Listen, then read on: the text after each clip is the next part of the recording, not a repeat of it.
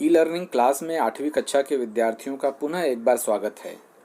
बच्चों, इसके पहले के घटक में हम रोगों के प्रकार में उपार्जित रोगों के बारे में पढ़ रहे थे। हमने पढ़ा उपार्जित रोगों को दो भागों में बांटा गया है। नंबर 1 संक्रामक रोग और नंबर 2 असंक्रामक रोग।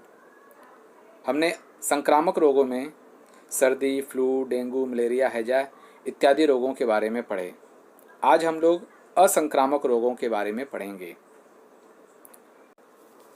सबसे पहले हम जानेंगे कि असंक्रामक रोग किसे कहते हैं, इसके होने के कारण क्या हैं तथा यह रोग व्यक्ति को हुआ यह कैसे जानेंगे, अर्थात इसके लक्षण क्या हैं। बच्चों, इसके पहले हम लोग संक्रामक रोग के बारे में जाने थे कि वे रोग जो संक्रमित व्यक्ति से स्वस्थ व्यक्ति के शरीर में पहुंचता है, उस रोग को हम संक्रामक रोग कहते हैं। और असंक्रामक रोग किसे कहते हैं, हम इसे जानेंगे। वे रोग जो संक्रमित व्यक्ति से स्वस्थ व्यक्ति में स्थानांतरित नहीं होते हैं, उन्हें असंक्रामक रोग कहते हैं। जैसे कि कैंसर, अल्पता रोग, हृदय विकार, मधुमेह, एलर्जी इत्यादि। बच्चों, अब हम यह जानेंगे कि असंक्रामक रोग फैलने के कारण क्या हैं। यह रोग फैलता कैसे है। तो सबसे पहले हमें यह जानना है कि असंक्रामक रोग ये किसी कीटाणु, किसी वायरस अर्थात विषाणु या जीवाणुओं के कारण नहीं फैलता है। यह फैलता है हमारे शरीर में किसी न किसी कमी के कारण फैलता है। जैसे कि हीमोग्लोबिन की कमी, आयोडीन की कमी, विटामिन्स की कमी, आयरन की कमी, हमारे शरीर के अवयवों के क्षरण के कारण, या कोई दुर्घटना हो जाए या कोई घाव हो जाए उसके कारण, अथवा रासायनिक घटक का भी हमारे ऊपर प्रभाव पड़ता है। यह भी असंक्रामक रोग फैलाने के कारण बन सकते हैं। बच्चों, अभी हम अपने पाठ्य पुस्तक में देखेंगे कि यहाँ पर असंक्रामक रोग के कुछ उदाहरण दिए गए हैं, जिसमें सबसे पहला उदाहरण दिया गया है कर्क रोग। कर्क रोग अर्थात कैंसर। कैंसर हमें क्यों होता है, या किसी व्यक्ति को कैंसर क्यों होता है, कैंसर होता क्या है। तो कोशिकाओं की अनियंत्रित और असामान्य वृद्धि को ही कर्क रोग कहते हैं। जैसा कि हम जानते हैं, हमारा शरीर कोशिकाओं से मिलकर बना होता है, और यही कोशिकाएं जब अनियंत्रित अथवा असामान्य वृद्धि करती हैं तो यह कर्क रोग के रूप में परिवर्तित हो जाती हैं, अर्थात कैंसर के रूप में परिवर्तित हो जाती हैं। कर्क रोग की कोशिकाओं के समूह को हम ट्यूमर कहते हैं। कर्क रोग की शुरुआत ट्यूमर से ही होती है, और ट्यूमर भी कई प्रकार के होते हैं। कुछ फैलने वाले ट्यूमर होते हैं, अथवा कुछ ट्यूमर ऐसे होते हैं जो फैलते नहीं हैं। अब ये कर्क रोग शरीर में किन किन स्थानों पर होता है। प्रायः कर्क रोग हमारे शरीर में फेफड़ों में, मुंह में, जीभ, जठर, स्त्रियों के स्तन, गर्भाशय अथवा त्वचा में पाया जाता है। इसके अलावा कैंसर हमारे शरीर के ऊतकों में अथवा रक्त में भी हो सकता है। अब हम जानेंगे कि यह कैंसर होता क्यों है, इसके फैलने के कारण क्या हैं। तो आप लोगों को जानना यह जरूरी है कि कैंसर उन्हीं लोगों को सबसे ज़्यादा होता है जो लोग तंबाकू, गुटखा, धूम्रपान अर्थात सिगरेट, बीड़ी पीना, मद्यपान करना, शराब पीना, आहार में तंतुमय अन्न पदार्थों का समावेश न होना, जैसे कि खाने में फल और सब्जियों का उपयोग न करना, या अधिक मात्रा में जंक फूड खाना, जैसे वड़ा पाव, पिज़्ज़ा, बर्गर इत्यादि खाना, ऐसे लोगों को कैंसर की समस्या अधिक होती है और उनको अधिक होने की संभावना होती है। इसके अलावा भी कैंसर होने के कई कारण होते हैं, जिसमें एक कारण है आनुवंशिकता, अर्थात पीढ़ी दर पीढ़ी भी कैंसर का फैलाव हो सकता है। अब हम जानेंगे कि कर्क रोग के लक्षण क्या हैं, कैंसर के लक्षण क्या हैं। तो सबसे पहले नंबर 1, अगर किसी को दीर्घकालीन खांसी है, अर्थात लंबे समय से खांसी आ रही है, या किसी के आवाज़ में अचानक परिवर्तन हो गया है, या किसी के गले में लंबे समय से दर्द होता है, ऐसे लोगों को कर्क रोग होने की संभावना ज़्यादा होती है। नंबर 2, उपचार करने पर ठीक न होने वाला दाग या सूजन भी कर्क रोग के लक्षण हैं। तीसरा, यदि किसी स्त्री के स्तन में गांठ लंबे समय से पड़ी रहती है। और चौथा, किसी का शरीर का वजन बिना कारण ही कम हो रहा है, तो यह कर्क रोग होने के लक्षण हैं। कर्क रोग पर आधुनिक निदान व उपचार पद्धतियां क्या हैं? तो वह यह है कि कर्क रोग का निदान करने के लिए tissue diagnosis, CT scan, MRI, mammography, biopsy आदि तंत्रों का उपयोग किया जाता है। उपचार में रसायनोपचार, किरणोपचार, शल्य चिकित्सा इन प्रचलित पद्धतियों के साथ साथ रोबोटिक सर्जरी, लेप्रोस्कोपिक सर्जरी ऐसी उपचार पद्धतियों का भी उपयोग किया जाता है। और कैंसर से बचने के उपाय क्या हैं? तो आहार में उचित नियंत्रण रखने पर कुछ प्रकार के कर्क रोगों से बचा जा सकता है। कर्क रोग पर आधुनिक उपचार के साथ साथ शारीरिक व्यायाम करने से भी अधिक लाभ होता है और तंबाकू सेवन, धूम्रपान जैसे व्यसनों से दूर रहने पर भी कर्क रोगों से बचा जा सकता है।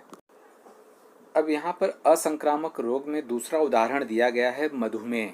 मधुमेह को हम डायबिटीज के नाम से भी जानते हैं। इसे हम शक्कर का रोग भी कहते हैं। अब ये मधुमेह होता क्या है?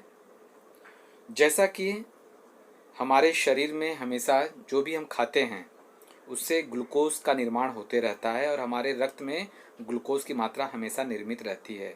और इस ग्लूकोज को नियंत्रित करने के लिए हमारे शरीर में पेनक्रियाज से, जिसको हम स्वादुपिंड कहते हैं, उससे एक रसायन निकलता है। उस रसायन का नाम होता है इंसुलिन संप्रेरक।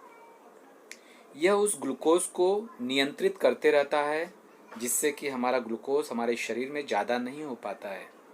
जब हमारे शरीर में ये इंसुलिन किसी कारण से कम बनने लगता है अथवा नहीं बनता है तो उस समय हमारे शरीर में ग्लूकोज की मात्रा बढ़ने लगती है और इसी ग्लूकोज की मात्रा को बढ़ने को ही हम मधुमेह की बीमारी कहते हैं, अर्थात हम उसे डायबिटीज़ की बीमारी कहते हैं।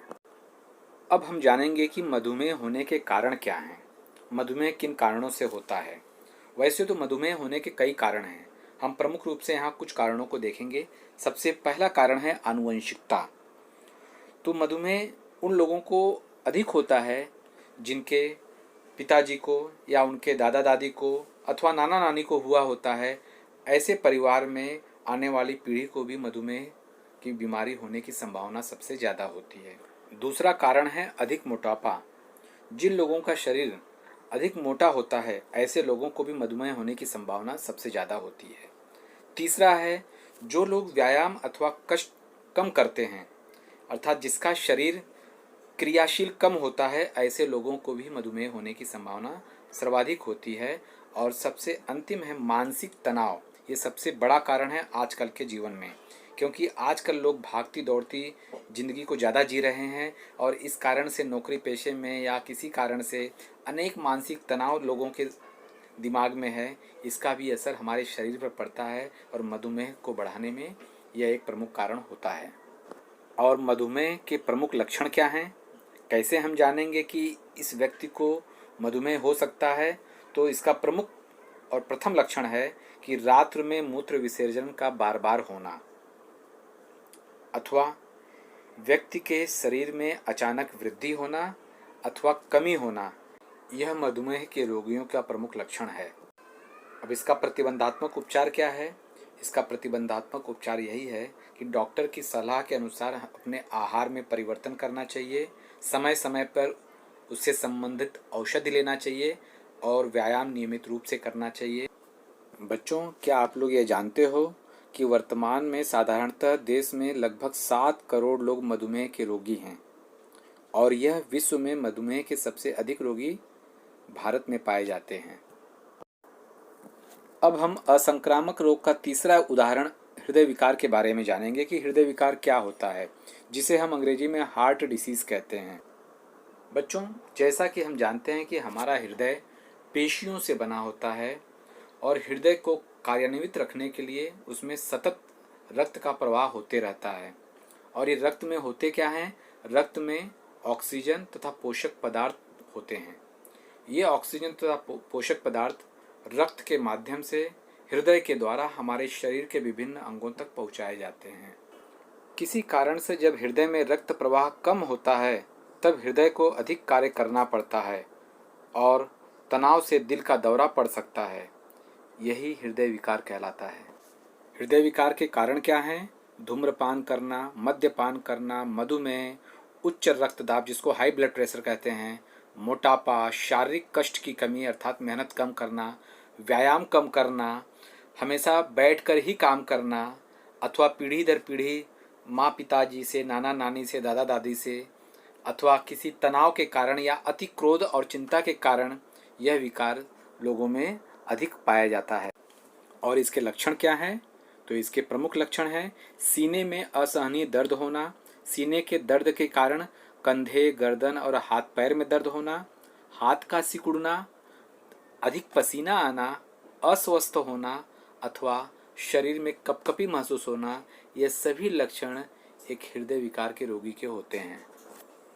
अब आपके स्क्रीन पर एक चार्ट दिखाई दे रहा है जिसमें हृदय विकार से संबंधित उपचार क्या हैं उसमें यह बताया गया है। जैसे यहाँ लिखा है angioplasty, bypass surgery, open heart surgery जिसमें हार्ट को बाहर निकाल के उस पर सर्जरी की जाती है, पेस मेकर लगाना, स्टेट्स डालना जिसमें स्प्रिंग नुमा कुछ तार डाले जाते हैं, अथवा हृदय प्रत्यारोपण करना अर्थात किसी मृत व्यक्ति के शरीर का हृदय निकाल के अथवा किसी ने अपना हृदय डोनेट किया रहता है ऐसे व्यक्ति का हृदय अस्वस्थ व्यक्ति में लगाया जाता है।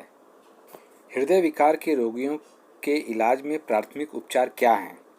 तो हमें इसे जानना अति आवश्यक है क्योंकि इस प्रकार के व्यक्ति हमें अपने आसपास या कहीं भी दिखाई दे सकते हैं। तो हमें प्राथमिक उपचार क्या है जानना अति आवश्यक है। प्रथमतः 108 नंबर पर एम्बुलेंस को फ़ोन करना चाहिए और रोगी के कंधे हिलाकर उनकी चेतना को पहचानना चाहिए। रोगी को कठोर पृष्ठभाग पर लेटाकर वैज्ञानिक पद्धति से रोगी के सीने पर दाब डालना चाहिए। इस पद्धति को हम कॉम्प्रेशर ओनली लाइफ सपोर्ट कहते हैं जिसको अंग्रेजी में COLS भी कहते हैं। इसमें 1 मिनट में 100 से 120 दाब की गति से कम 30 बार सीने के मध्य भाग में दाब देना चाहिए। बच्चों, जब हमारे शरीर में किसी प्रकार की तकलीफ होती है तो हम प्रायः डॉक्टर के पास न जाकर उसका इलाज स्वयं ही अपने घर पर करने लगते हैं और उससे संबंधित जो समझ में आता है हम उसका उन औषधियों का उपयोग स्वयं ही करने लगते हैं। तो यह अत्यंत घातक हो सकता है। अतः उनका अधिक मात्रा में उपयोग करने से हमारे शरीर पर उसका दुष्परिणाम पड़ता है। जैसे अधिक मात्रा में हम पेन किलर जब लेते हैं तो उसका प्रभाव हमारे तंत्रिका तंत्र, उत्सर्जन तंत्र, यकृत पर पड़ता है। और अधिक मात्रा में एंटीबायोटिक्स का इस्तेमाल करने पर, जिसे हम प्रतिजैविक कहते हैं, का इस्तेमाल करने से हमारे शरीर में जी मचलाना, पेट में दर्द, पतली जुलाब, शरीर पर लाल चकत्ते आना, जीभ पर सफ़ेद दाग पड़ना इत्यादि लक्षण दिखाई देते हैं। बच्चों, यहाँ पर हम जेनरिक औषधि के बारे में जानेंगे कि जो जेनरिक औषधियाँ होती क्या हैं। तो जेनरिक औषधियों को सामान्य औषधियाँ भी कहते हैं। इन औषधियों की निर्मित तथा वितरण किसी पेटेंट के बिना किया जाता है। ये औषधियाँ ब्रांडेड औषधियों के समतुल्य और उसी दर्जे की होती हैं। जेनरिक औषधियाँ तैयार करते समय उस औषधियों के घटकों का अनुपात अथवा उन औषधियों का फार्मूला मिलने के कारण उसके संशोधन का खर्च बच जाता है और ऐसी औषधियों का उपयोग करने से हमारे पैसे की बचत होती है। अब हम यहाँ कुछ तिथियों को देखेंगे जिसे हम स्वास्थ्य दिन विशेष के रूप में मनाते हैं। जैसे कि 7 अप्रैल को विश्व स्वास्थ्य दिवस, 14 जून को विश्व रक्तदान दिवस, 29 सितंबर को विश्व हृदय दिवस और 14 नवंबर को विश्व मधुमेह दिवस के रूप में मनाया जाता है। इस प्रकार स्वास्थ्य दिन विशेष मनाने से लोगों में इन बीमारियों के प्रति जागरूकता का निर्माण होता है। इस प्रकार यह पार्ट 2 समाप्त होता है। बच्चों, आप लोगों को इससे संबंधित स्वाध्याय में दिए गए प्रश्नों के उत्तर लिखना है। धन्यवाद।